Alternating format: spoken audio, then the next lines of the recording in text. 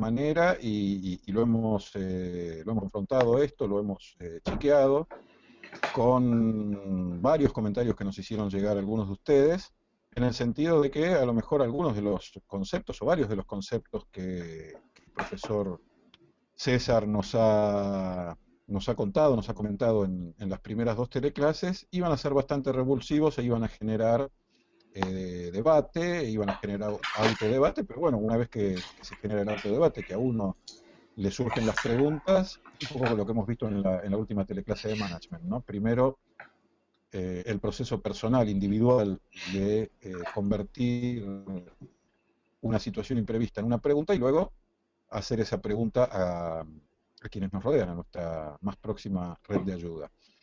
Así que bueno, nada, simplemente los dejo con César en su madrugada valenciana y vamos a seguir viéndonos hoy seguramente un poco más que conmigo que en las teleclases anteriores. ¿Cómo andas, César? Gracias, Ale. ¿Cómo estás, viejo? Bien, bien, todo muy bien, por suerte. Bueno, es verdad, acá tuve que hacer tiempo para no dormirme porque son las 2 y 2 minutos de la mañana. Así Ujú. que los saludo a todos. Y una cosa que te pregunto, Ale, que te propongo, ¿te parece que dejemos, si todo el mundo está en lugares más o menos silenciosos, dejarles el micrófono abierto para que vos no tengas que ir abriendo micrófonos? Porque yo lo que quiero que esta teleclase sea más bien un debate entre todos, que todos puedan participar y de esta manera, si no, parece como que solamente podemos hablar nosotros dos. No sé a ver si vos podés Sí, habilitarles el micrófono a todos. ya lo estoy haciendo. Y lo que les voy a pedir a todos entonces es que se autosilencien en el caso de que haya bullicio donde están, de manera tal de que cada uno tenga su propio control de lo que habla, lo que dice y los sonidos que se emiten desde cada uno de ustedes. Pero por favor, hablemos y está bueno cuando yo hablo y ustedes pueden contestar. Así que bueno, los Ya saludo están todos con los micrófonos abiertos. y espero a ver cómo están del otro lado. Buenas noches para todos. ¿Cómo andan?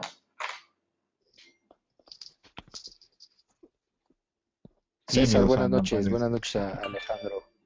Hola, Buenas noches, César. ¿Cómo están? ¿Cómo están todos por ¿qué ahí? tal, Alex? Bien, bien, buenas noches. Leandro, César, Bien, buenas bien, bien. noches. Bueno, Hola César, hola Alejandro. un gusto escuchar. Hola, hola, Ale. ¿Cómo estás, Alejandra? Bueno, aquí estamos entonces. La idea que tenemos es, nosotros hicimos las dos primeras teleclases de economía consciente, presentando argumentos, presentando la teoría. Y hoy es un día en donde las teleclases empiezan a cambiar y la idea es que empiecen a ser cada vez más interactivas. No podíamos hacerlo con anticipación por la simple razón que no se puede discutir de aquello que no hemos planteado. Y yo necesitaba plantear una serie de conceptos para que después ustedes pudieran sobre ellos elaborar. Como muy bien dijo Ale, primero en soledad, seguramente reflexionando, seguramente estando de acuerdo con algunas cosas y en desacuerdo con muchas, o no comprendiéndolas, o no entendiendo el alcance, o creyendo vertir un alcance, pero querer cotejarlo con los otros compañeros de aprendizaje. Así que hoy es un día donde todos vamos a aprender juntos, donde yo voy a guiar esa conversación y obviamente voy a intentar aclarar conceptos, agregar conceptos nuevos, etcétera. Para eso necesitamos entonces la participación activa de cada uno de ustedes. Veo ahí, Ale, que hay una mano levantada. No sé si... Sí, es la de Guillermo Miotti, estaba desde el comienzo, así que no sé si Guillermo tiene una consulta para hacer, así que es el momento, Guille, ¿cómo estás? Hola, buenas noches a todos. Y sí, la consulta que tengo es, che, ¿cómo bajo la mano? Porque no me di cuenta que estaba subida. Disculpen. Ahí en el panel de Ahí control está donde abajo. están los Ahí está iconitos. abajo, ¿vale? Ahí está, perfecto, perfecto, perfecto. Perdón. Bueno, fenomenal. Pero bueno, Guille, no sé si a lo mejor aprovechando que la mano estaba levantada de casualidad, nosotros hemos conversado ayer un poco y a lo mejor tengas comentarios para hacer, preguntas y con esto podemos arrancar con nuestra teleclase de hoy. Sí, yo quizá la duda que me quedó de la conversación y las teleclases anteriores y que hoy estuve tratando de conocer un poco, o de investigar un poco a ver si se me iba o no, pero digo, ¿cómo impactan, en tu experiencia, sobre todo, César, y creo que también la de todos estaría bueno saberlo, cómo impactan estos conocimientos de economía, estas cuestiones económicas, en el hacer en las organizaciones y por ende en el hacer del coach? ¿Cómo impacta el operar desde la abundancia, desde la pobreza? Y si bien algunas cosas, digamos, algunas distinciones, algunos podemos tener, pero en tu experiencia más que nada, después de tanto tiempo, bueno, ¿cómo lo has visto y dónde se manifiesta más nítidamente, si querés? Buenísimo, a ver, se manifiesta en varios dominios. El primer dominio en el cual se manifiesta, y a ver, vos hiciste preguntas, es una pregunta múltiple porque me preguntas cómo se manifiesta en las organizaciones, cómo se manifiesta en el trabajo del coach, y entonces y el coach como consultor, y en las organizaciones, en cada una de las personas y en los distintos niveles. Y una vez que nos metemos en la pregunta tiene como subpreguntas. Vamos a empezar primero por el tema de las personas que trabajan en el mundo de los negocios. Esto es tanto las personas que trabajan en las organizaciones, conduciéndolas, como las personas que queremos ayudarlas a que hagan su trabajo más efectivo o de mejor manera. Y la experiencia que he recogido es que las personas que trabajan en las organizaciones empresariales y en el mundo de los negocios también tienen un modelo mental, en su abrumadora mayoría, de que el capitalismo es injusto y que el capitalismo no es bueno y que el capitalismo...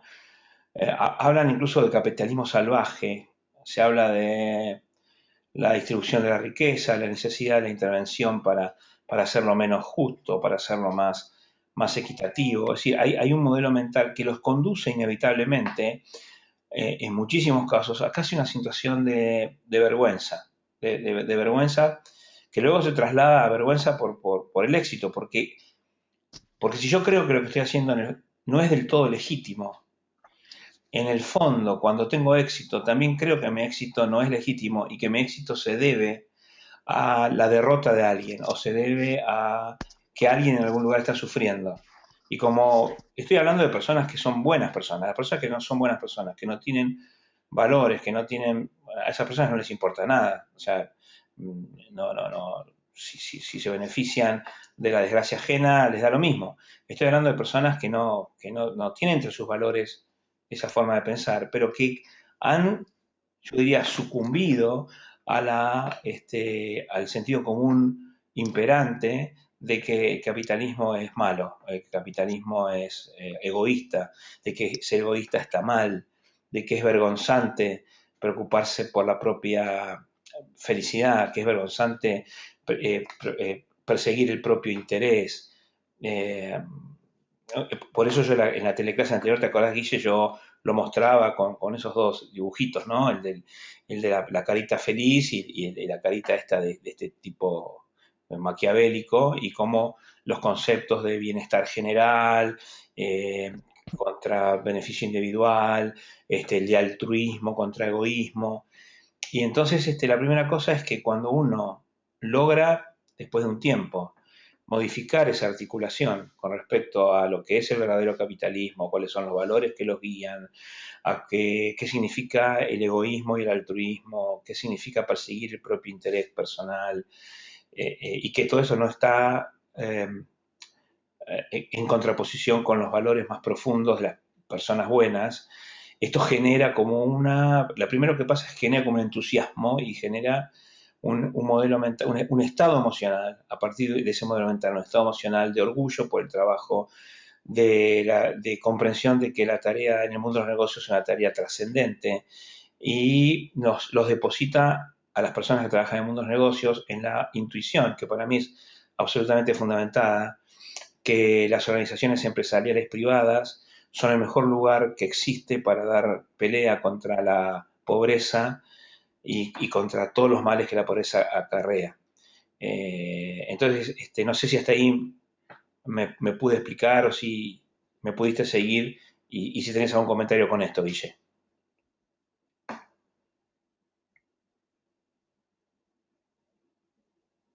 Perdón, estaba muteado. Te pudiste explicar perfectamente y justamente esto era algo que hoy veía en una conferencia del Wisdom 2.0, de estas conferencias y en particular de un chico tibetano que hablaba justamente de eso, y él lo combinaba con la compasión, ¿no? Traía una distinción que para mí era, por lo menos estaba como muy alejada de la economía. Sin embargo, él después de 25 minutos, y realmente no puedo repetirte, pues lo vi un ratito y qué es lo que traía. Pero sí me pareció muy interesante y por eso quería también tener tu mirada desde el ser coach y también desde ser economista, ¿no? Pero no, A ver, entonces, perfectamente me respondiste.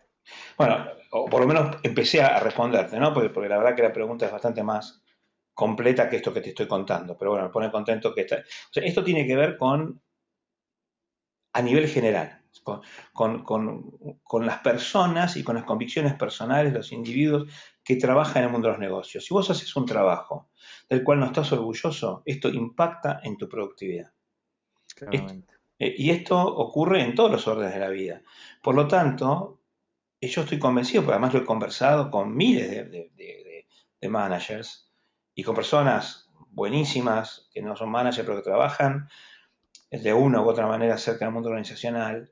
Y la primera aproximación es siempre, o por lo menos mayoritariamente, esta que te digo, ¿no? La idea de que el capitalismo es perverso, de que hay algo malo en su origen, de que el egoísmo está mal y que hay que pensar, o sea, la campaña populista y la campaña, digamos, de economía del bienestar que casi se impone en casi todos los países del mundo, fuertemente propiciada por los estados nacionales, porque les conviene eso. O sea, lo que le da poder a los estados nacionales es casualmente que las personas sean dependientes del estado nacional.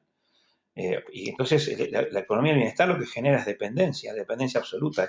Y esto hace que en los países donde además los gobiernos son en manos de populismos, esto es el negocio perfecto para los dictadores, ¿no? Pero, y por supuesto, por eso atacan virulentamente a los defensores de la libertad que sostenemos que el capitalismo consciente es la mejor opción. Pero la idea es entonces que si vos creés que lo que estás haciendo es perverso, pues te avergonzás y no lo haces con la productividad que lo podías hacer ni con el convencimiento que lo podrías hacer, y esto te quita además grados de inteligencia, porque te autolimitas, porque las decisiones que vas a tomar se achican a un dominio donde los supuestos de los cuales partís son, cuando uno los mira, hasta ridículos. Es decir, hay una idea de que no sé de dónde, o sea, cómo puede ser que nos hayan logrado vender esa idea, que es mucho mejor atender primero el beneficio de los demás y por último, si queda tiempo y un rato y algo de materia y algo de recursos, atender el propio beneficio, de manera tal de que convertimos a cada una de las personas productivas en algo así como animales de sacrificio del resto. Primero hay que trabajar para los demás porque si no sos egoísta, si no eso está mal, si no eso es perverso. Y bueno, una de las primeras cosas entonces es cuando vos trabajás con todas estas ideas del capitalismo, que nosotros le ponemos el nombre de capitalismo consciente, casualmente para que no nos echen a patadas cuando queremos empezar a explicarlo. Pues si yo la verdad que no tendría por qué poner capitalismo consciente. Capitalismo consciente es una redundancia. La única manera de ser capitalista es ser consciente. Entonces, pero bueno, valga la redundancia, ¿no? Capitalismo consciente, valga la redundancia, cuando te introducís en estos conceptos y empezás a ver del otro lado del espejo, ¿no? Como Alicia en el País de las Maravillas, cuando empiezas a ver del otro lado del espejo. Cómo realmente cómo funcionan las cosas, cómo los que parecen ser los buenos en la película en realidad manipulan una serie de conceptos y de argumentos y de debilidades y de temores y de articulaciones históricas que las usan exclusivamente en su propio beneficio. Y cómo los que parecen ser los malos de la película son los únicos héroes, son los que son como Atlas, ¿no? Los que sostienen al mundo con sus brazos y que luchan denodadamente y lo hacen por su propio beneficio, no lo hacen por los demás, pero son finalmente los que más compasión tienen con nosotros. Eso seguramente por ahí vendría, no escuché la charla que vos me decís, pero estoy casi seguro que tiene que venir por ese lado. Así que primero, sí, adelante. No, te quiero hacer una pregunta, porque yo sé que hice un montón de preguntas, pero quiero pararme en una porque se me ocurrió otra, así que perdón si sigo ampliando el tema y acaparando el tiempo, te juro que es la última. No. En tu experiencia, a medida que van creciendo jerárquicamente, y obviamente las posiciones en general, las más jerárquicas, están más pendientes de los resultados económicos, ¿no? El grado de insatisfacción respecto de estas cuestiones asociadas a la mala concepción del capitalismo y esta cosa de ser, no, pues trabajo por dinero solamente, ¿va creciendo o va decreciendo? O sea, digo, ¿cuánto más preocupado está un CEO por estos temas que un supervisor de línea? A ver, es buenísimo, ¿no? Dicen que cuando uno es joven es revolucionario y cuando uno es más grande se vuelve conservador. Dicen. Yo debo ser la excepción porque yo me veo cada vez más revolucionario cada vez que me pongo más viejo. Pero de todas maneras, pareciera que hay una ley de formación que a mayor edad es como te vuelves más conservador. La cosa que me apresura a decir que conservador no es lo mismo que capitalista. Conservador es casualmente mantener el status quo porque a medida que vas subiendo en la organización te empieza a convenir más ese status quo, que no es el status quo del capitalismo consciente. Porque casi ningún país se aplica a nivel gubernamental. No, sacar el casi, ningún país. Entonces, a medida que subís en la escala jerárquica, la abrumadora mayoría empieza a ser, pero empieza como a aceptar el juego, pero con un cierto cinismo, no por un convencimiento de que esto es mejor, sino porque, bueno, a mí ya no me importa. O sea, ya el momento de tratar de cambiar el mundo pasó para mí, y ahora, bueno, el mundo es como es, o sea, una especie de cínico realismo que a mí me repugna, ¿no? El mundo es como es y yo me voy a favorecer el mundo y que otros vengan y que los jóvenes se preocupen. Y entonces, claro, el operador, el jefe de línea, que es más joven normalmente que el CEO, se preocupa hasta que llega CEO cuando va a dejar de preocuparse, lo cual es horrible porque lo que nosotros tenemos que lograr es que los que se preocupen y se ocupen son las personas que están en la más alta jerarquía de la compañía, porque son los que pueden cambiar algo. Así que la pregunta es buenísima y nosotros trabajamos para cambiar eso, ¿no? Somos profundamente revolucionarios en ese sentido. Pocas cosas más revolucionarias hay, Guille, que lo que dije en la primer teleclase, que los recursos no son escasos. ¿Sabes? Pocas cosas son más revulsivas que eso. Ahora, eso llevado al mundo de las compañías, cuando la persona que dirige la compañía se da cuenta conscientemente de eso provoca una revolución de productividad imparable en la compañía. Imparable. Porque empieza a... O sea, imagínate a alguien que entiende que que el único recurso verdadero es la inteligencia humana, se da cuenta de que no es escaso y lo que tiene que hacer es invertir inteligencia. El trato con las personas que lo rodean cambia radicalmente, pero cambia porque le conviene. Con lo cual, el primer favorecido es ese jefe de línea de producción que vos me dijiste, porque ahora se vuelve una persona tremendamente atractiva de la cual hay que ayudar, a que desarrolle su inteligencia al máximo posible, porque eso es lo que asegura la viabilidad de la compañía y los beneficios del CEO. O sea, se convierte en un ciclo virtuoso espectacular. El problema es lograr cambiar el modelo mental de las personas que ya, por su edad, por su ingreso, por su posición social, han elegido ser conservadoras. ¿Me explico, Guille? Perfectamente. Y ahí empezás a ver todo el trabajo que hay como coach, ¿no?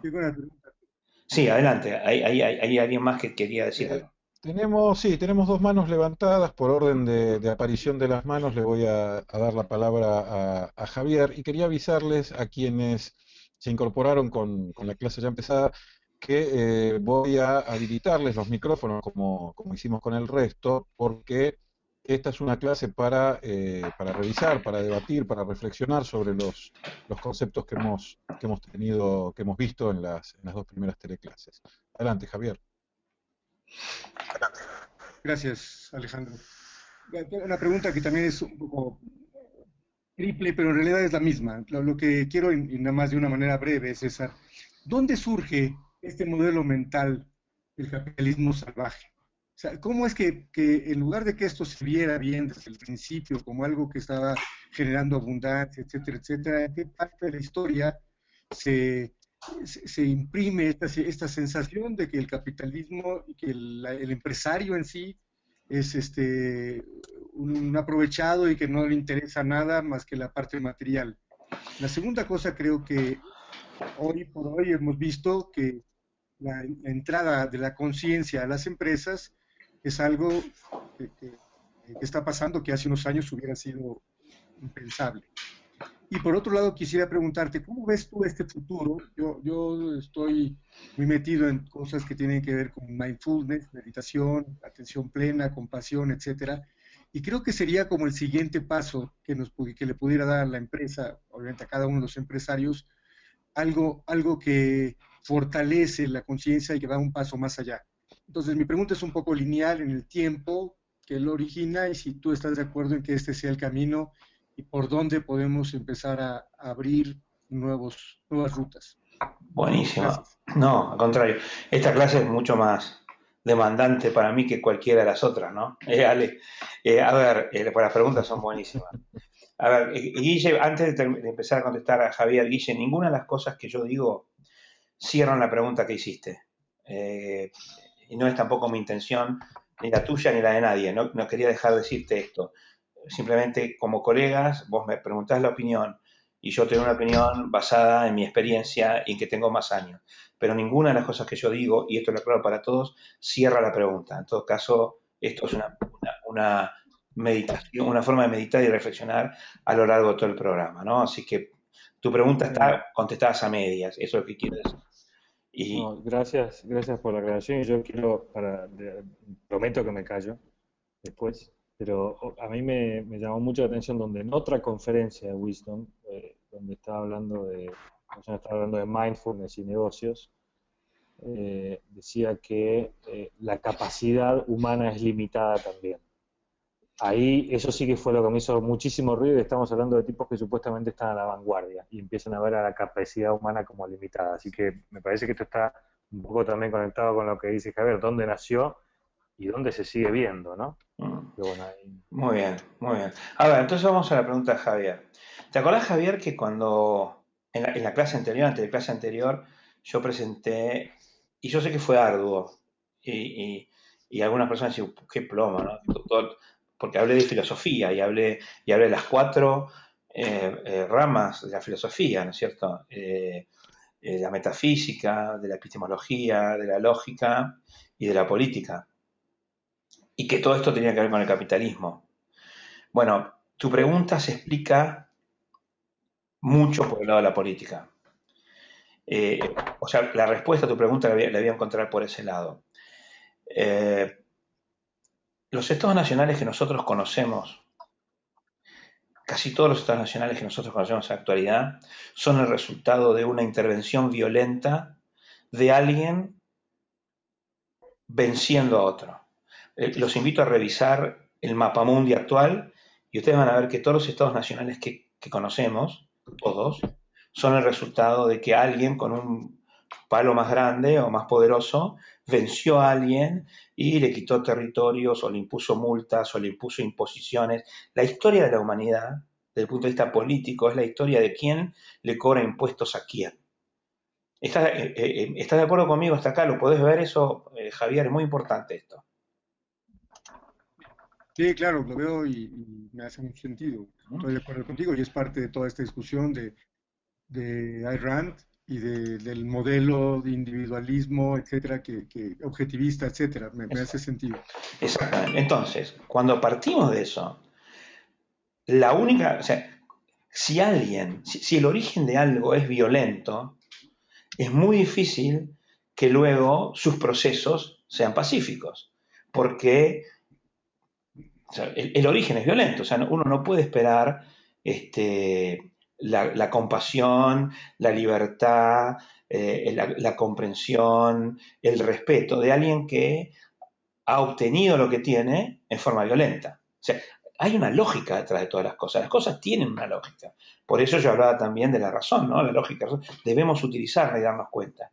Entonces, hasta ahí tenemos una primera explicación. El único Estado nacional que no nació, moderno, ¿no? Que no nació como resultado de una acción violenta con respecto a otro, son los Estados Unidos de Norteamérica. Y por eso es que a mí, aquellos Estados Unidos de Norteamérica, los de los Founding Fathers, los de 1770 y pico, así los del segundo Congreso Intercontinental en Filadelfia, los que el 4 de julio de 1776 declararon la independencia de los Estados Unidos, son la única isla de libertad genuina que existió en la historia de la humanidad. Si ustedes revisan, y por eso vale la pena hacer un poco de historia y revisar. Y yo lo contrastaba en la teleclase anterior con respecto, por ejemplo, a lo que se considera como el ícono de la Revolución de la Libertad, que es la Revolución Francesa. La Revolución Francesa, si bien abrevó en algunos de los conceptos de libertad que estaban importados de los Estados Unidos. Estamos hablando de 1789 contra 1776. Hay una fuerte relación en los orígenes. Pero la Revolución Francesa es violenta. La Revolución Francesa, ustedes miran, no había forma de sacar al rey. Está bien, estoy de acuerdo, pero es violenta. Y continúa con una violencia descomunal. La Revolución Francesa provocó miles de muertes con la guillotina. Y fueron años y años, estoy hablando de 1776, y todavía en 1830 y pico seguía la revolución inconclusa, yendo y viniendo con las distintas Primera República, Segunda República, etc. Por lo tanto, lo que quiero decir es, la única revolución pacífica, la revolución mental, es la revolución americana. Y cuando digo americana, es americana en total. Nosotros debemos estar orgullosos de entender que también los países en los que vivimos, en un principio fueron el resultado, digo nosotros latinoamericanos, fueron el resultado de una revolución que comenzó en el norte, pero se propagó rápidamente hacia el sur de todo el continente. América fue un lugar donde las ideas de libertad tuvieron una oportunidad. Lamentablemente, y fíjense lo que pasó, ¿no? Es decir, Dime, sí. Digo, estoy con la audioclase. perdón, hay alguien que tiene el micrófono abierto. Ahora me escuchan, ¿no?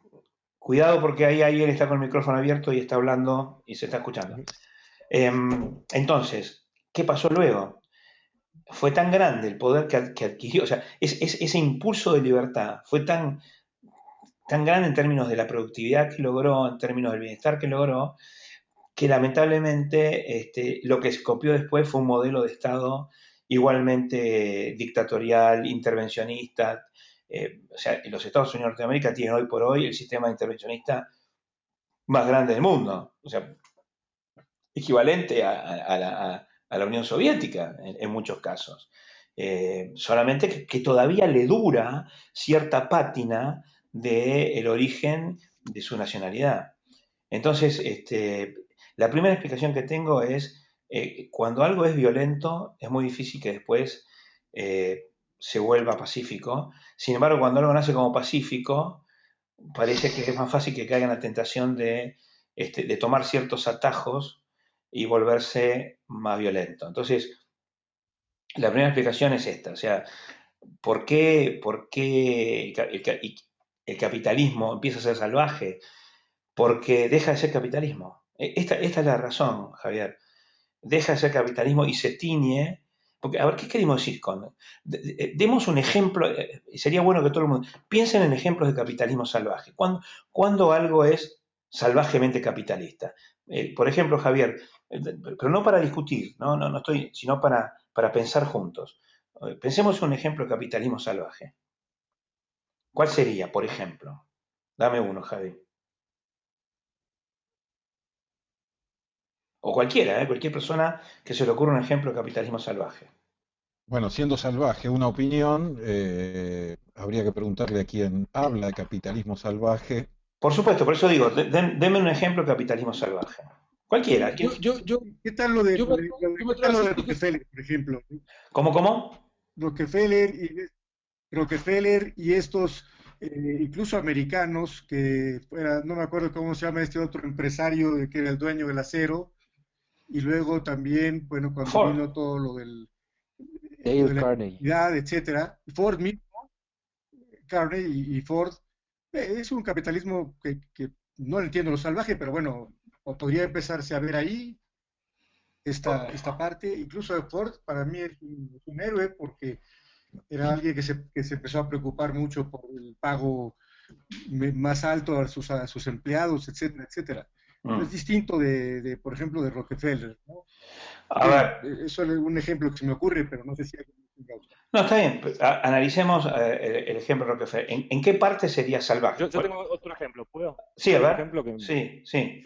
A mí el capitalismo salvaje me parece el de muchos de los fondos de inversión, por ejemplo, que compran, venden compañías, las desguazan, etcétera, etcétera, con el único propósito de la especulación financiera versus la real generación de valor a través de la manufactura o el servicio de cualquier, para cubrir la necesidad del ser humano, por decirlo.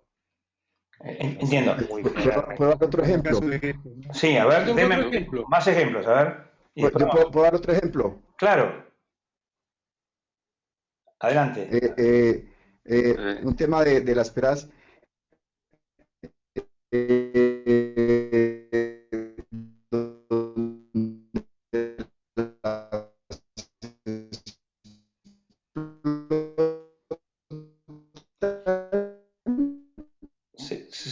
La conexión está como lenta. Y esos municipios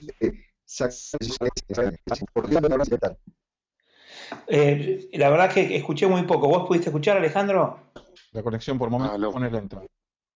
Enrique. Sí, si no entendí mal lo que decía, era el ejemplo de las petroleras que exploran y extraen, por ejemplo, en un municipio, se llevan la riqueza que había en el suelo de ese municipio sin dejar un aporte para ¿te entendí bien, Enrique?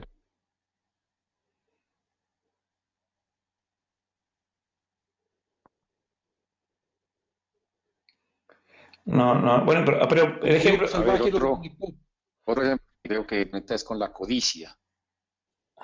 Ok, pero tomemos el ejemplo de las petroleras, es un buen ejemplo y es aplicable a cualquier otro. ¿Por qué una petrolera puede explotar petróleo en un lugar, en un municipio, y una vez que lo explotó puede retirarse sin, dejando, digamos, llevándose todo? ¿Qué quise llevándose todo? ¿No? Y dejando la tierra inerme. ¿Por qué puede hacerlo? ¿Qué es lo que se lo permite? Pensemos juntos. A ver, ¿a quién? El Estado. El Estado. El único que puede permitírselo es el Estado. Como eso, como no se respeta la propiedad privada, como las personas pierden el derecho a su propia, porque eso es de alguien. Y si fuera de alguien privado y no hubiera violencia, las petroleras no podrían hacerlo. Tendrían que comprar la tierra. Una vez que la compran, tienen derecho a hacer con la tierra lo que quieran porque la compraron.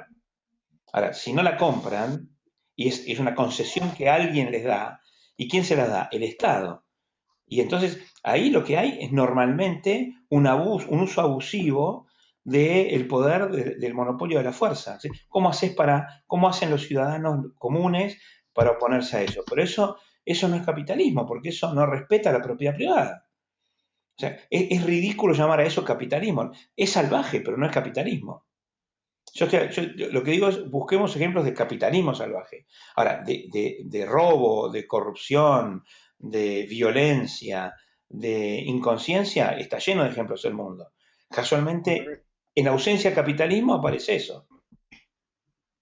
Sí, adelante. Claro. Entonces no puede haber capitalismo salvaje, porque el hecho mismo de ser capitalismo visto desde la manera de lo que lo explicaste el otro día, no puede ser salvaje. Es exactamente, es como capitalismo salvaje, es un oxímoron.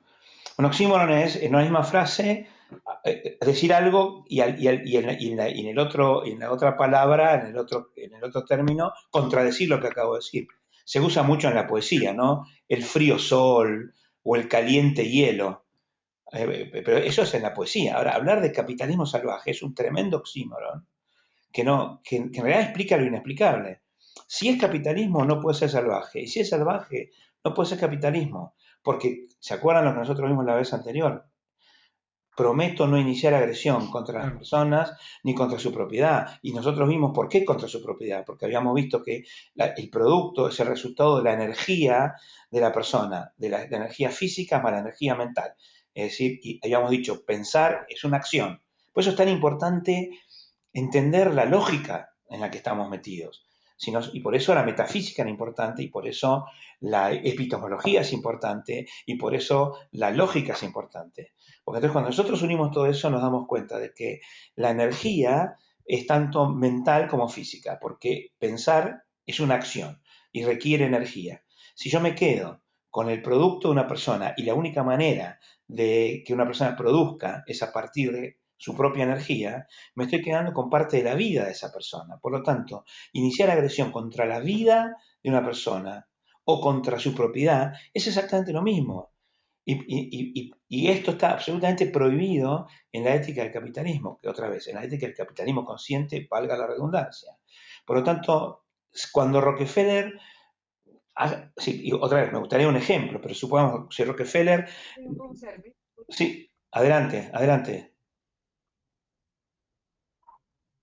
Había una voz de mujer que me quería decir algo.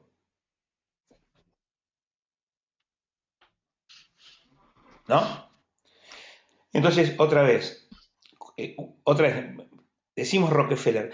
O sea, ¿cuál sería el ejemplo de Rockefeller actuando como un capitalista salvaje? ¿Cuál sería? Porque si no es un apellido.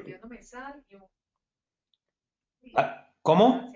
César, Sí. Era un monopolio, no era César. capitalismo.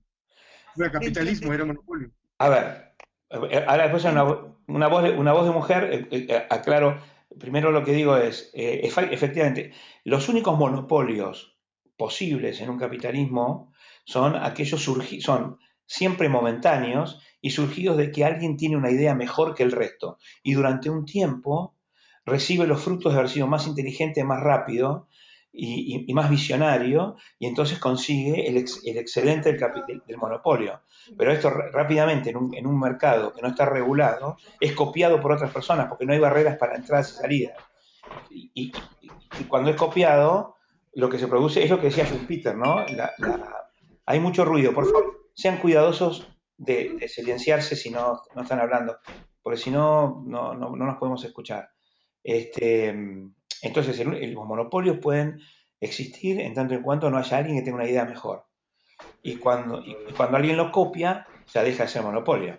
Por lo tanto, eso también, en un mercado capitalista, los monopolios tienen corta vida. No digo que no existen, es un mercado de competencia monopólica donde todos tratan de mejorar, copiar una idea, etcétera, etcétera, mejorarla, etcétera, ¿no? Sí, había, creo, no sé si era Alejandra la que me estaba por preguntar algo. Había, sí, pero de repente bajó la mano. No, tenía la mano levantada desde el comienzo y bueno, y creo que al final ahora de la conversación escuché algo que tenía que ver con mi inquietud y era como que me comentaras cuál era tu mirada acerca del monopolio digamos, dentro del capitalismo, o sea, ¿qué pensabas tú? Y bueno, creo que has ido llegando a eso. bueno, como que me gustaría también escuchar qué piensas acerca del monopolio. A ver, se cortó un poquito. ¿Te gustaría escuchar mis reflexiones sobre el monopolio? Ya me compartieras tu mirada acerca del monopolio, digamos, dentro de lo que se crea como capitalismo. Perfecto. A ver, la primera pregunta es, ¿por qué pensamos que un monopolio es malo? Ayúdame, Ale. No, Es Alejandra, ¿no? ¿La que está no lo hablando? pienso, no lo, Sí, sí, sí, es Alejandra. sí, Perdón, César, discúlpame Alejandra, voy a cerrar mi cámara para ver si mejora un poco la conexión, porque nunca hemos tenido dos cámaras todo el tiempo Dale, a la vez y nunca hemos dale, tenido las dificultades de conexión de hoy. dale. Sí, decime, Ale. ok, Ahí gracias. está. Sí, realmente no veo un monopolio como algo malo o bueno. Simplemente que, pues, que quisiera como que me ampliaras un poco desde el modelo mental, digamos, el cual nos estamos adentrando. ¿Cuál es tu mirada acerca del monopolio de todo este espacio de capitalismo consciente que hemos venido conversando? Perfecto. A ver, el monopolio es ¿Soy una... clara? Sí, sí, perfectamente, Ale, gracias. El monopolio es una forma de mercados que cuando surge puede surgir de dos maneras. El monopolio puede ser un monopolio colusivo o puede ser un monopolio tecnológico. ¿Cuándo es tecnológico? El monopolio es tecnológico cuando alguien tiene una idea que aplica a la producción. Otra vez, se escuchan muchos ruidos de fondo. Por favor, si las personas están con el micrófono abierto o no hagan ruido, y si hacen ruido, pongan su micrófono en silencio. Pues si no, escucho hasta una radio. Ale, bueno, silencia a todo el mundo. Silencia a todos y le vamos dando No, micrófono. es un rebote de tu voz, César. Silenciado.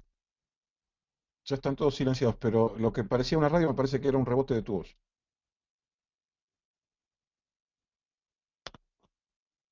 Sonido a mí. Ahí está. Ahora. Sonido reactivado. Sí, habías quedado vos ahí tapado. Claro, claro. Entonces, digo... No sabía que podía silenciar en las dos columnas.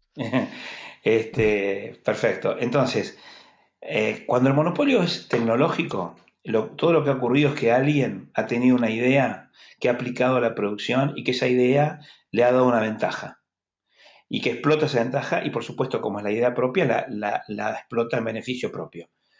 Estos son los monopolios que tienen corta vida, porque en un modelo capitalista otros inversores van a estar dispuestos a invertir en ese mismo mercado, eventualmente copiar o superar la idea, y esto es lo que había un economista llamado Schumpeter que hablaba de la destrucción creativa.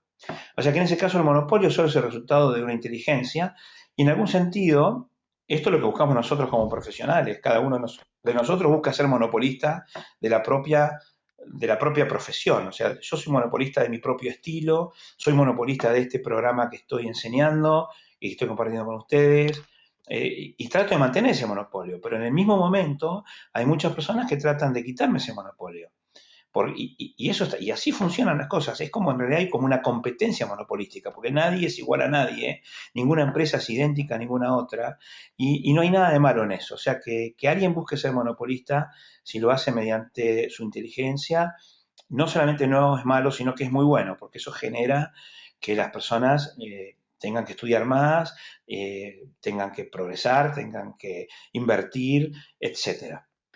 El otro tipo de monopolio es un monopolio colusivo y que surge de un acuerdo entre un sistema político dueño de una situación que se ha apropiado de un municipio, de una provincia, de un país, de una región, lo que fuera, y que le otorga a una empresa ciertos privilegios que no le entrega a otros. Y entonces esa empresa se convierte en monopolista. Y si ustedes se fijan, Ale, el 99% de los servicios que se ofrecen en los países que nosotros conocemos están ofrecidos en forma monopólica, pero en forma de monopolio colusivo, es decir, mediante el otorgamiento de verdaderas patentes de corso por parte de los gobiernos para que las empresas exploten los teléfonos, la energía eléctrica, el petróleo, el gas, el agua potable, etcétera, etcétera, etcétera. Los servicios de internet, televisión, etcétera, etcétera, etcétera. Entonces, cuando los monopolios son clusivos, mi opinión es absolutamente negativa, porque son una muestra más de la violencia, y eso es una muestra clarísima de la ausencia de capitalismo. ¿Me pude explicar? Por favor, reactivarle el sonido a Alejandro. Sí, ya está.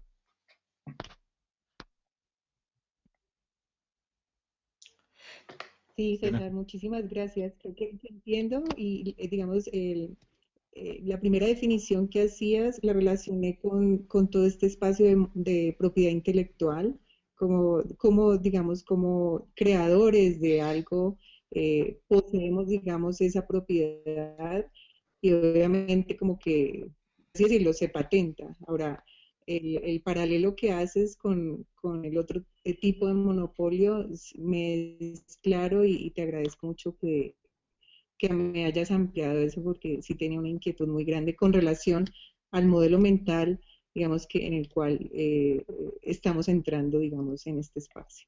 Gracias, Ale. Gracias.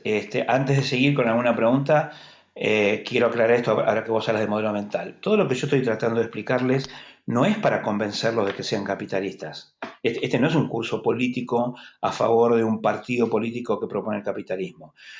Todo lo que estoy tratando de mostrar es un modelo mental surgido de la profunda convicción metafísica, epistemológica, lógica y política de que es el mejor modelo, el capitalismo es el mejor modelo para la generación de abundancia material y abundancia espiritual, que fue, si ustedes recuerdan, el objetivo fundamental para estudiar economía.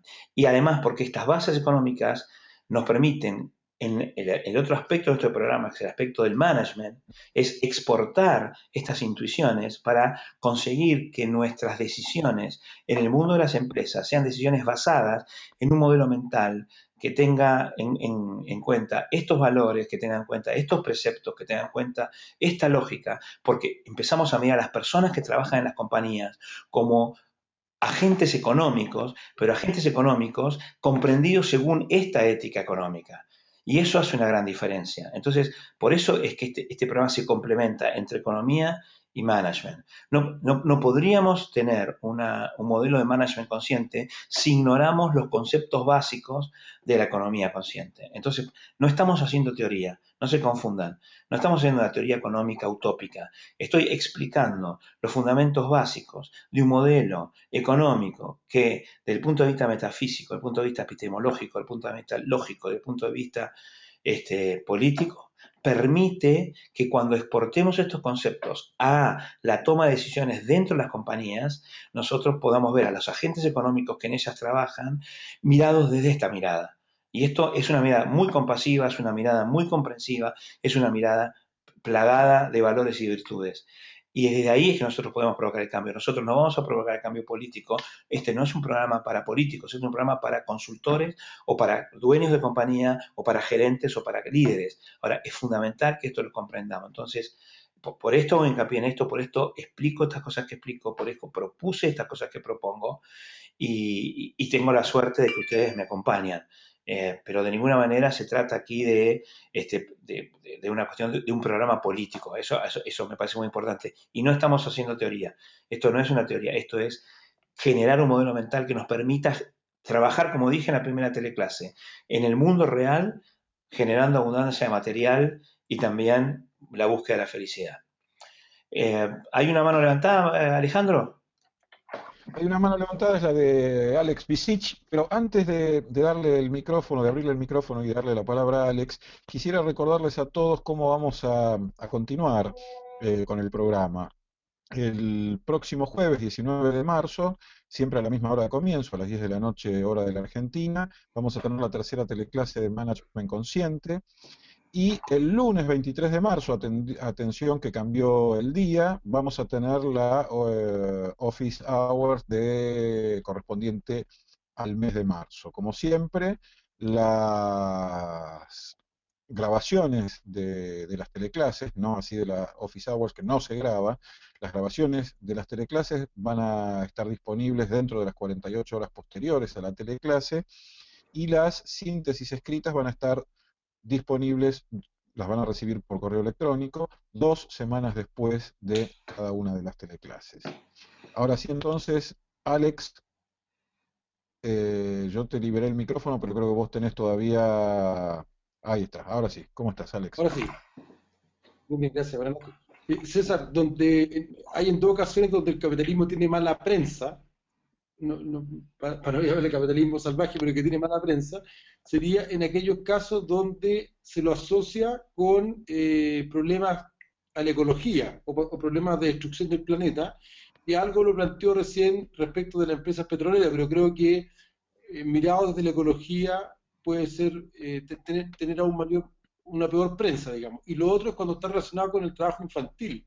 Por ejemplo, me acuerdo del escándalo que tuvo la Nike hace un tiempo atrás, que salió y hubo todo un escándalo con la Nike, no sé dónde, en la India, no sé dónde, o en Pakistán, creo que tenía trabajo infantil. Y ahí se lo asocia con ese capitalismo salvaje, digamos. No sé si...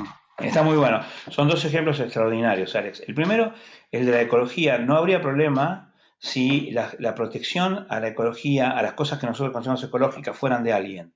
Porque ese alguien se preocuparía por protegerla. El problema con la ecología es que no son de nadie. Entonces, cuando algo es de nadie, es devastado. No hay forma de pararlo porque no es de nadie. ¿Quién lo defiende? No hay manera. El mar no es de nadie. Como no es de nadie, bueno, lo llenamos de basura. El aire no es de nadie. Como no es de nadie, arriba con la polución. No hay quien lo defienda. O sea, es la ausencia de capitalismo y de propiedad privada la que provoca estas fallas del mercado. Entonces, es ridículo echarle al capitalismo la culpa si justamente como no hay capitalismo allí, y yo no sé si podría ser posible o no, yo tengo ideas acerca de que podría privatizarse, hasta el aire se podía privatizar, pero ustedes me matarían. No es el momento, pues yo quiero que sean mis amigos, no quiero que me odien.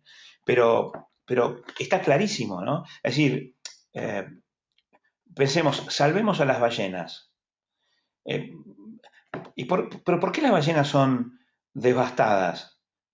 Porque no son de nadie.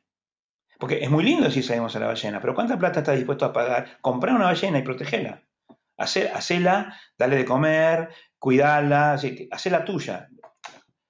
No te interesa, no querés por parte de tu esfuerzo físico y mental, depositarlo en defender las ballenas. Bueno, entonces tenés que aceptar de que alguien las va a matar.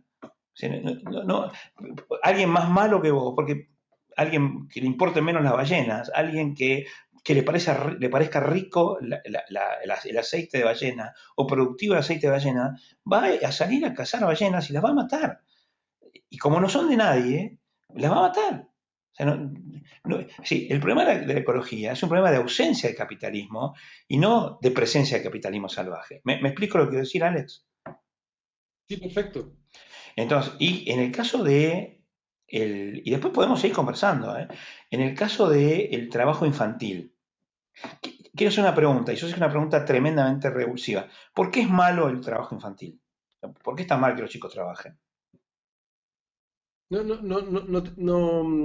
verdad es que no tengo una opinión, solamente pensaba en términos de en qué situaciones he visto, como te decía, mala prensa para el capitalismo, porque en realidad Está bien. creo que ese antes estaba en una condición peor, o tal vez, digamos, la ausencia de capitalismo o de una situación diferente no produce que las personas hagan el intercambio en absoluta libertad. Entonces, tal vez eso es lo que nuevamente podríamos decir que es la ausencia del capitalismo, digamos, porque no hay un intercambio. Exactamente. A ver, el caso de los menores es un caso muy, muy difícil de resolver, porque vos sabés que los romanos no consideraban a los menores personas. ¿Sabías eso? No. Bueno, los romanos, que son de alguna manera fuente del derecho occidental, no consideraban a los menores personas. La explicación es una explicación que tiene su lógica, y era que es porque todavía no han alcanzado la maduración mental para como tomar decisiones en el uso de su total libertad. O sea, la libertad necesita también la contracara, ¿no? La libertad sin responsabilidad no puede ser ejercida. Se considera que un menor no tiene todavía, no es responsable por todos sus actos y por lo tanto no se le podía otorgar la libertad, y una persona que no es responsable ni libre, pues no era considerada persona. Entonces, en el caso de los niños, el problema es que ¿quién decide que ellos trabajen? Ese es el gravísimo problema. Porque que los niños trabajen, si el trabajo es un trabajo que... Los chicos trabajan también en el jardín de infantes, los chicos trabajan en la escuela, hacen trabajo, es un trabajo intelectual no remunerado, pero están haciendo una inversión porque ellos están gastando ahora, gastando su tiempo y requiriendo de un sistema educativo un cierto consumo que alguien está pagando, sus padres en el caso de la educación privada, el resto de la sociedad en el caso de la educación pública, invirtiendo para que los chicos el día de mañana hayan desarrollado su inteligencia y se conviertan en personas de bien y de provecho y autosuficientes y viables económicamente. Entonces, la pregunta es, ¿quién decide que los chicos trabajen en el mercado laboral?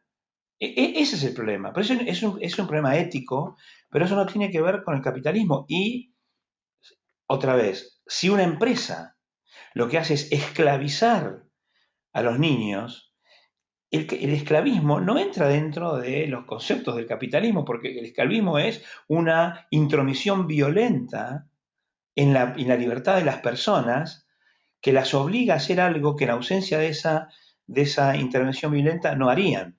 Con lo cual, ahí también estamos absolutamente fuera del modelo del capitalismo, que el capitalismo que estamos nosotros practicando. Por lo tanto, el trabajo infantil, que además es muy interesante dedicar a lo mejor una reflexión al trabajo infantil, pero no cabe duda de que, como mismo dijiste, el problema es más bien un problema de ausencia del capitalismo que un problema de que el capitalismo dé como resultado el trabajo infantil. El capitalismo no da como resultado el trabajo infantil, el capitalismo no da como resultado el problema de la ecología. La ecología y el trabajo infantil son más bien resultados de la ausencia de capitalismo y de la colusión de estados que permiten la agresión contra sus ciudadanos, seguramente por medio de alguna prebenda, aquel que entrega a aquel a quien la agresión les permitida sin pagar las consecuencias.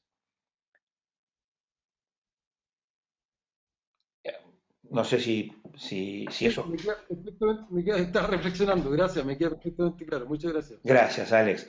¿Tenemos alguna mano levantada, Alejandro? Sí, tenemos nuevamente la mano de Javier levantada, así que voy a desbloquearle su micrófono. Ahí está. Adelante. Javier, adelante.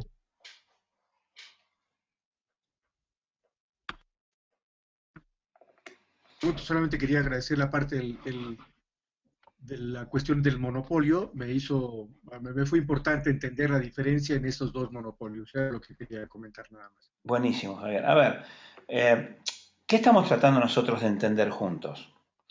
Yo en la última teleclase presenté, sobre el final, ustedes recordarán, 3 reglas, que son las reglas de oro del capitalismo consciente. La primera es, prometo no iniciar agresión física no empezar agresión contra el físico de una persona ni contra su propiedad. ¿Se acuerdan? Esa es la primera de las reglas. La segunda de las reglas era, prometo respetar siempre la elección de mi vecino, es decir, la elección de las otras personas. La elección de las otras personas es siempre soberana, salvo que esa elección rompa la primera regla, es decir, yo solo tendré razones para disputar la elección de otra persona y lo que la otra persona quiere hacer con su vida, si lo que la persona quiere hacer con su vida es agredirme a mí. Pero mientras cualquier acción ajena no implique una agresión a mí, una agresión física a mí o a mi propiedad, yo prometo aceptar cualquier decisión que el otro tome.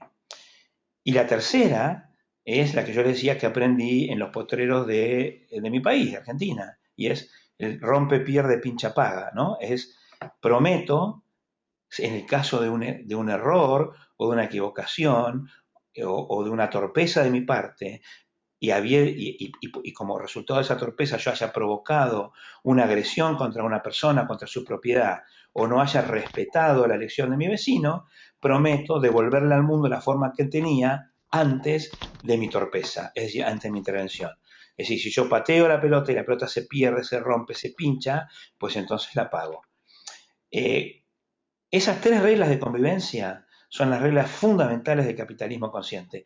Y yo les pregunto ahora, ¿hay alguna persona que le parezcan mal esas reglas? Porque esta es una cosa muy importante, ¿no?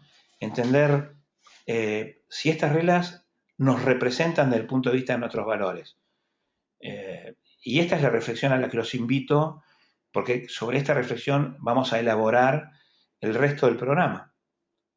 Si nosotros consideramos que es bueno no iniciar agresión, porque pensémoslo por lo opuesto. Si nosotros decimos, prometo no iniciar agresión contra la persona y su propiedad, y yo digo, eso no me parece bien, lo que estás diciendo es que te parece bien iniciar agresión. Aquí no hay alternativa, no hay intermedio. Esto es, la niña no está medio embarazada, o está embarazada o no está embarazada. Entonces, yo propongo, regla número 1, prometo no iniciar agresión contra el físico de una persona ni contra su propiedad. Y la pregunta es, ¿estás de acuerdo o no estás de acuerdo? Y no se puede estar de acuerdo a medias. O se está de acuerdo o no se está de acuerdo. Pero el que no está de acuerdo lo que tiene que decir es, yo no estoy de acuerdo con el principio de no agresión. De no inicio de agresión. Es decir, considero legítimo que se inicie agresión contra una persona pacífica. Es muy duro eso, ¿no? Pero eso es lo que el principio dice. Entonces, los invito a reflexionar sobre este primer principio. El segundo principio dice, prometo aceptar siempre lo que el otro decida con su vida. Lo contrario es, no prometo tal cosa, es decir, yo me creo con el derecho a impedir que otras personas hagan con su vida lo que quieren. El único límite a lo que quieren las otras personas es que no rompan la regla número 1. Pero si vos no estás de acuerdo con el segundo principio, lo que está diciendo es, yo o un grupo de personas, no importando qué tipo de representatividad se adjudiquen, tienen el derecho de impedir que otras personas hagan lo que quieran con su vida, aun cuando no inicien agresión ni física ni contra la propiedad de otros. Otra vez, es muy, muy, muy duro estar en contra del segundo principio. Y el tercer principio es obvio.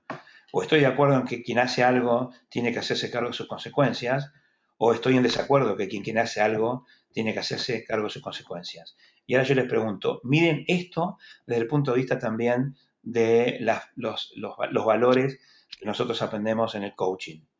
¿Cuál de las dos posturas está más alineada con esos valores? Cuando nosotros hablamos de responsabilidad, cuando hablamos de protagonismo, cuando hablamos de generar valor a través de los valores, ¿cuál de las dos posturas? ¿La que acepta estas 3 reglas o la que no las acepta, es decir, las disputa, están más cerca de lo que nosotros aprendemos y de lo que decimos que hacemos cuando hacemos coaching en nuestro trabajo?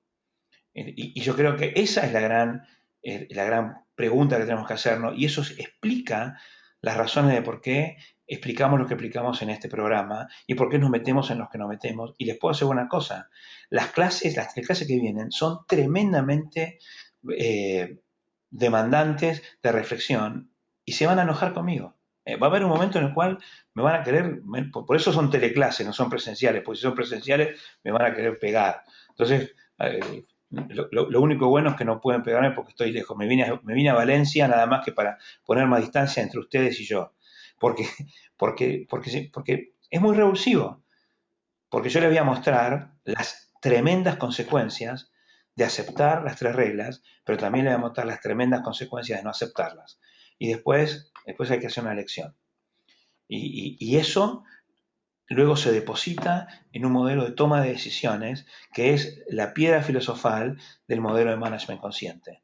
Y creo que de esta manera empezamos a ver cómo todo forma un cuerpo de conocimiento y un cuerpo de práctica que puede hacer que nosotros realmente aportemos un valor en las empresas en las que trabajamos. Pregunto, ¿me pude explicar hasta acá? Preguntas, reflexiones, ¿estamos de acuerdo? ¿No lo pude hacer? Así, de alguna manera, vamos también cerrando. También veo que hay alguna mano levantada. Alejandro, te pregunto a vos.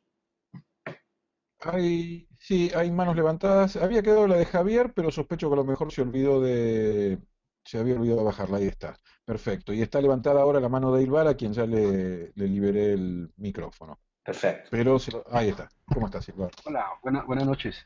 Hola, Ilvar, ¿cómo estás, viejo? Me queda gracias, me queda una duda después de escucharte. En el capitalismo consciente, ¿quién actúa de policía, digamos? Buenísimo, En caso de que se rompa el pacto de no agresión, o que alguien rompa o pinche y tenga que pagar, entonces existiría una instancia, digamos, a la que todos deban hacer caso, o someterse o algo así, Sí. o es válido o autoprotegerse, ¿no?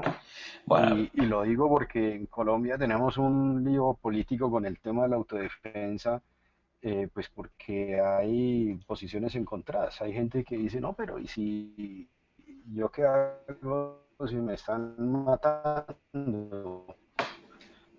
buenísimo. Defiendo, y otros, no, pero para eso están las instituciones, Muy bien. para el funcionamiento del modelo.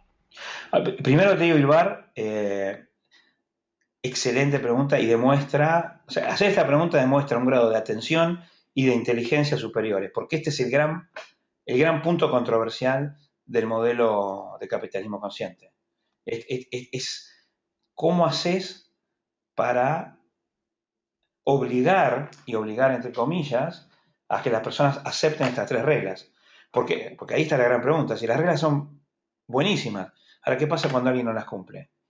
¿Cuál es el...? Y yo te voy a contar solo dos cosas.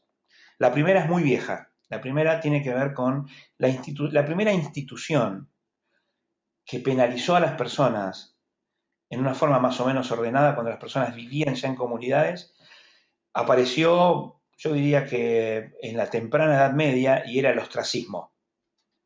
El ostracismo fue porque imagínate que en la Edad Media o había otra vez o los deseos del señor feudal o defenderse uno mismo, ¿no? Lo que está diciendo vos. Lo cual demuestra que hemos evolucionado poco, mi querido Ilvar. ¿Y cómo se defendían las personas civilizadas?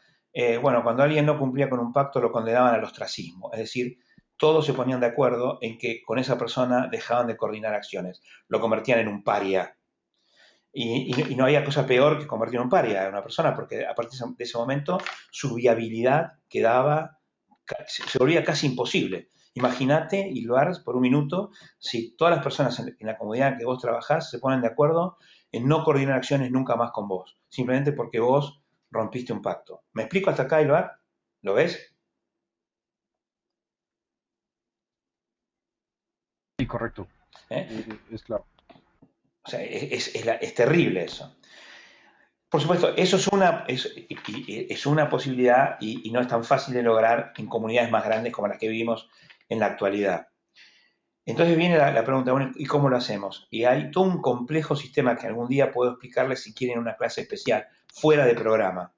No tengo problema cuando estemos sobre el final del programa y cuando hayamos revisado todos los conceptos y cuando ustedes también sean expertos en capitalismo y hayamos podido explicar todas las cosas que van a explicar, o por lo menos presentar. No es que yo sé todo, por favor. Presentar, no explicar. Perdón la soberbia. Simplemente explicar y presentar cómo es un sistema, cómo es la administración de justicia en una sociedad libre y quién es el encargado de administrarla y de aplicarla. Y ahí te doy una pista. Aparece el concepto de las compañías de seguro. Ahí las compañías de seguro son la solución al problema de la administración de justicia y de la policía. Por ahí viene la solución. Las personas deberían contratar seguros y son las compañías de seguro las que después hacen cumplir los pactos. Pero a lo mejor empiece a imaginarte un poco y esto te doy esa pista, pero necesitamos avanzar mucho más en otros conceptos para volver sobre esto. ¿Me das esa ventanita de confianza, Ilvar? Sí, no, excelente, sí. Muchas gracias que me explicaste las dos ideas. Y me queda otra duda. Cuando uno solo pues habla de capitalismo, es el sujeto, ¿no? Es decir, existen solo sujetos. Y me diera la impresión que el tema de bien común o lo que fuera común, por ejemplo, cuando hablabas de que una petrolera deja desolado eh, un campo o deja un pueblo con problemas ecológicos, lo que fuera, que porque no había doliente, porque no había quien fuera dueño de eso, hiciera respetar. Entonces se me viene el tema, ¿existe el concepto de bien común o de algo que sea común a todos? Sí. Eh, A ver, este curso tiene una parte que es absolutamente privado y por eso yo lo cobro. Pero lo que aprendemos es común a todos y se convierte, y todos abrevamos de él. Pero existe porque hay un interés personal de alguna persona, en este caso yo, por entregar estos conocimientos, y un interés personal de cada uno de ustedes por comprarlos. Y entonces, y esto termina siendo un acuerdo, y entonces el curso se convierte en un bien común. Otro ejemplo de bien común es cuando en un club de cualquier tipo, donde las personas son dueñas, asociadas de las instalaciones y de los útiles y materiales de esa comunidad. O sea, son de alguien. Y lo mismo ocurre en un consorcio de propietarios de un edificio o de un country o lo que fuere. Es decir, existe un bien que es común a muchos propietarios. El problema es que la palabra bien común es usada para, otra vez, es como un oxímoron, porque en realidad no es bien para nadie, porque no es que es bien común, es bien de nadie. El bien común es de alguien, es común, se puede identificar a quiénes son los dueños de ese bien común. Pero cuando se habla del bien común en una forma no nominal, se está diciendo que es un bien de nadie. Y vos fijate, Ilvar, que lo que muestra la experiencia es que esos son los bienes, esos bienes que llamamos bien común, son los bienes vandalizados, son los bienes que terminan siendo vandalizados. Entonces, el concepto de bien común existe, pero a partir de que privadamente, un conjunto, como bien dijiste, de sujetos individuales deciden libremente compartir la propiedad de lo que fuere y lo hacen a través de un conjunto de obligaciones que asumen y los derechos resultantes de esas obligaciones, y ejercen esos derechos como resultantes de esas obligaciones. Cuando vos no tenés esa correspondencia entre derechos y obligaciones, el bien no es de nadie, y cuando no es de nadie, es fácilmente vandalizado. ¿Te parece razonable la explicación?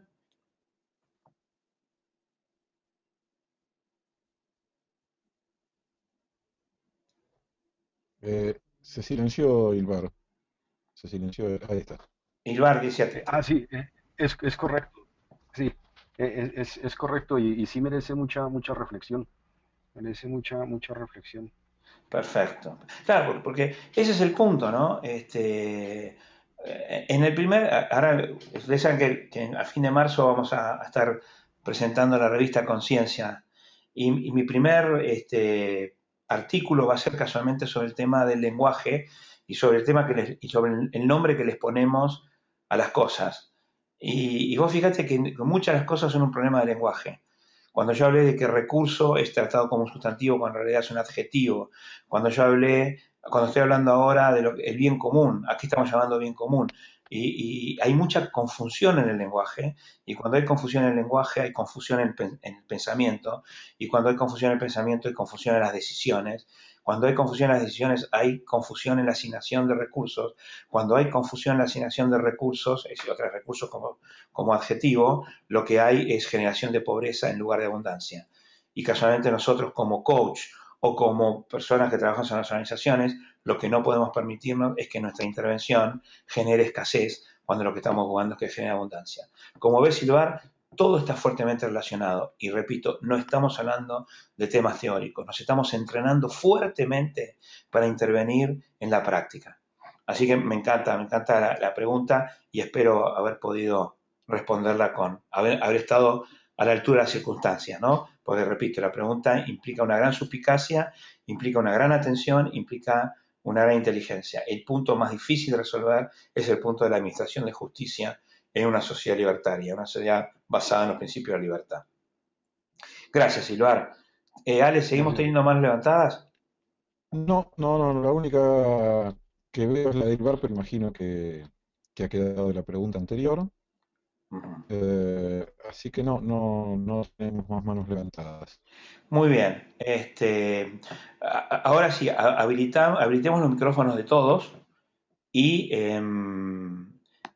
para ver si hay alguna última pregunta, alguna última reflexión, algún último saludo, alguna última cuestión que cada uno de ustedes quiera expresar, y si no, bueno, estaríamos dando por terminada la sesión de hoy.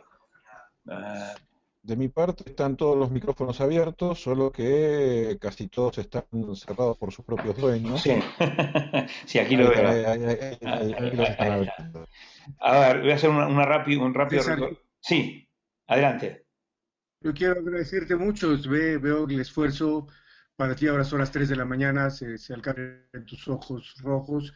Y la verdad es que aprecio esto, aprecio el compromiso y la determinación. De verdad, lo puedo decir con mucho respeto, con mucho afecto, pero con eso me quiero despedir. Quiero desearte que descanses lo que queda de la noche. Y me gustó mucho la clase hoy, me gustó mucho la participación de los demás. Creo que eso me enriquece mucho. Les agradezco a todos.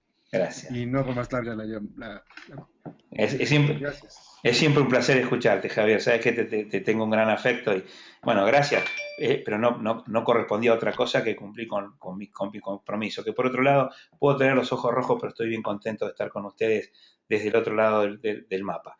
Es para mí siempre un placer compartir esto con personas que sé que nos queremos, nos respetamos, que podemos estar de acuerdo o no, pero que queremos aprender juntos y que queremos mejorar nuestras profesiones. Para mí siempre un placer. Lo digo absolutamente, en forma absolutamente sincera. Gracias de todas maneras por reconocer el esfuerzo. Te mando un abrazo grande, Javier. Muchas gracias. No sé si hay alguna persona más que tenga algún comentario, alguna cuestión que querramos, y si no, pues estaría saludándolos. Esta vez no desde el sur de América del Sur, en todo caso desde el centro mismo del Levante español, transmitiendo para toda América Latina y y en este caso a mí mismo en Europa. Les mando un beso grandote. Gracias por haberme acompañado. Espero que les haya gustado la clase de hoy, porque muchas de las que vienen van a tener esta temática de conversar y de estar muy preparados y muy atentos. Les prometo que vamos a aprender un montón de esta manera. Nos vemos en la clase de Management Consciente. ¿Les parece bien? César, muchas gracias. De verdad que fue enriquecedora la clase de hoy. Gracias, Enrique. Con mucha reflexión. Gracias. Gracias a todos. Les mando un beso grande. Gracias, Ale, por la ayuda, viejo. Gracias, Alejandro. Un beso. No, al contrario, como siempre. El placer de estar con ustedes. Beso grandote para todos. Y ustedes también, que descansen, porque acá es tarde, pero ya en América Latina también empieza a hacerse de noche. Decían que el sol no se ponía en el reino de Carlos V, pero en nuestro reino el sol se pone y está puesto casi en todos lados ahora. Así que besos para todos, a descansar y gracias por el esfuerzo. Nos vemos en la próxima. Feliz noche, gracias. Chao, chao. Abrazos para todos. Chao, chao. Gracias. Nos vemos. Gracias por todo. Chao. Chao, chao, chao, chao, chao, chao.